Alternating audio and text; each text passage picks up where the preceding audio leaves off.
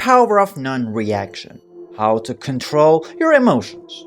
One day, a person named Krishna sought a guidance on controlling his emotions. This individual was grappling with frustration and despair, searching for a way to better manage his feelings.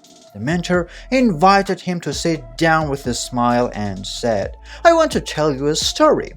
In a bygone era, there was a king named Portia who ruled over a prosperous kingdom. The king had heard of the wisdom and judicious rule of a neighboring monarch.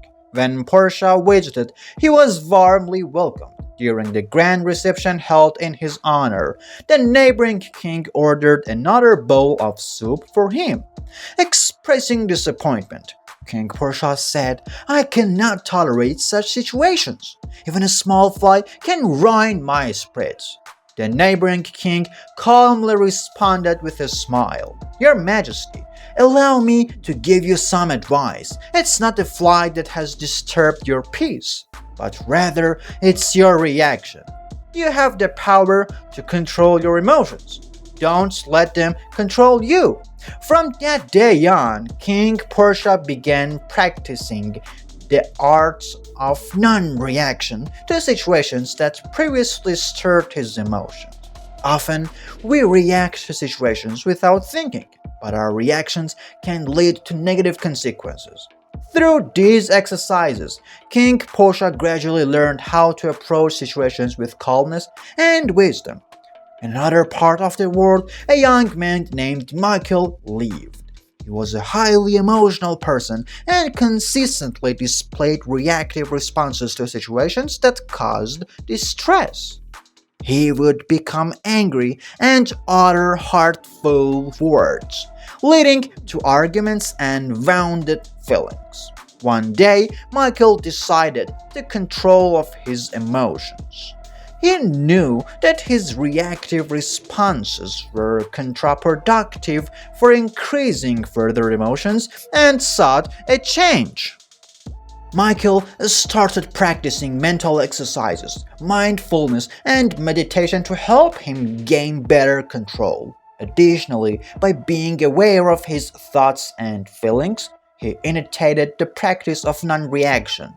Whenever faced with a situation that would typically trigger his emotions, he would take a step back, breathe deeply, and assess the situation. Initially, emotional control was challenging for Michael, but he gradually realized that with practice, the skill becomes easier. Michael understood that this change in his reaction to situations not only helped improve his personality but also enhanced his relationships with others. He no longer engaged in conflicts and didn't harm the feelings of others. Instead of displaying reactive responses, Michael could interact with others in a calm and thoughtful manner. One day, Michael's friend sought advice from him. This friend had overcome difficult times. Michael listened to his friend's problems and shared his experiences. He offered comforting words and provided support. Michael's friends expressed profound gratitude and said, "You always know what to say. I've never seen you get angry or upset. I've learned to control my emotions and not let them control me. It's a powerful tool that has helped me improve my relationships and myself in general." Impacted by Michael's behavior, his friend asked how he had learned to control his emotions. With his calm and thoughtful behavior, Michael successfully managed to ease through tough situations, and people admired his strength. As he continued with the practice of mindfulness and the art of non-reaction, Michael realized the intrinsic value of these exercises as a source of inner peace and joy. He understood that with emotional control, he could enhance relationships, make better decisions, and lead a more satisfying life.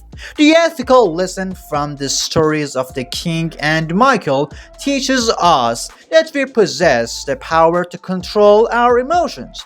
While we may not control everything that happens to us with mindful awareness and the art of non-reaction, we can control our reactions to them. We can learn to regulate our emotions and respond to them thoughtfully. This powerful tool can help us improve our relationships and elevate the overall quality of our lives. Therefore, let us take the time to practice these skills and approach life in a more positive manner.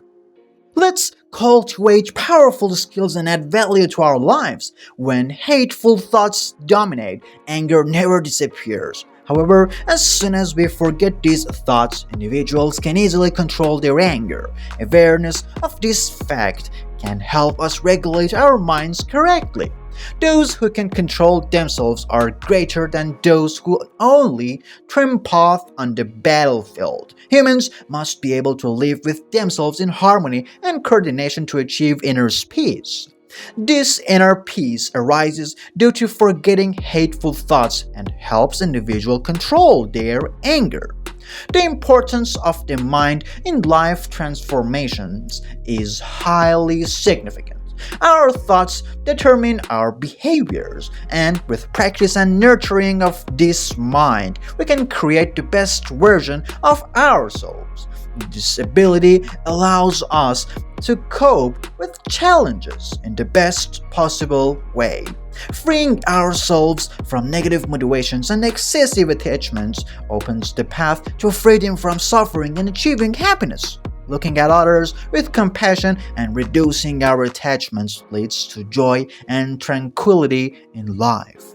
The experience of the unity of life teaches us that all the beings are present in each other and within ourselves. This unifying attitude fosters a deeper connection with others and the surrounding world, providing us with a broader perspective on life. We shape our reality with our thoughts and become what we think. Preserving this state of mind in the present moment is the most crucial principle. Three things, namely the sun, the moon, and the truth, cannot remain hidden for long. To find true happiness, we must let go for our attachments to things and people. The mind is everything, and we think in our minds shapes our reality. We should use positive thoughts and ideas that lead to development and action. Above all, it is essential to keep the fire of enthusiasm in our hearts always burning. This enthusiasm is the driving force behind our actions, and without it, nothing can exist intensely. What we think gradually determines our character and reality. If we want to change the world, we must first change ourselves. For flight and progress, we must let go of anything that weighs us down. Changes in the world begin with changes within ourselves. Happiness requires readiness from our actions, not external conditions. We must understand that time is not always limited, and the mind, like water, provides clarity when it is calm. In the pursuit of what we, the wise, desire, purity of impurity depends on oneself. No one can cleanse others. Let's look proudly and gratefully at the days we haven't learned much. Even if we didn't want much today, at least we've learned a little. And if we've learned less, at least we've become sick. And if we become sick, at least we haven't died. The only true failure in life is disloyalty to the best. In the present moment, our mind is everything, and what we think transforms us. In these 100 years, trust no one but yourself. The only way to accomplish great things is to love what you do. If you haven't found it yet, continue searching. You know all the problems in your heart. But when you find it, the greatest glory of life is hidden in rising from the falls. We may fall, but no one saves us. We must find our own way.